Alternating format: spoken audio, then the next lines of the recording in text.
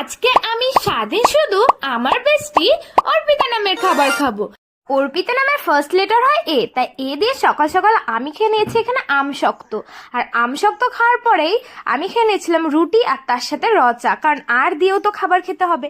আর তারপরের লেটার ছিল পি।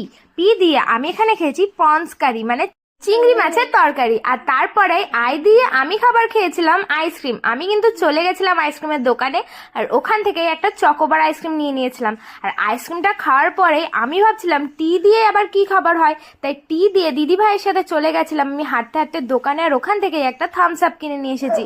টি দিয়ে কিন্তু গরমের মধ্যে আমি বেশ ভালো একটা কোল্ড ড্রিঙ্কস খেয়ে নিয়েছি। তোমরা আমাকে কমেন্টে জানাও কে কে থামস আপ খেতে ভালোবাসো। আর রাত্রেবেলা এ দিয়ে আমি খাবার খেয়েছিলাম আলুর দম আর তার সাথে লুচি।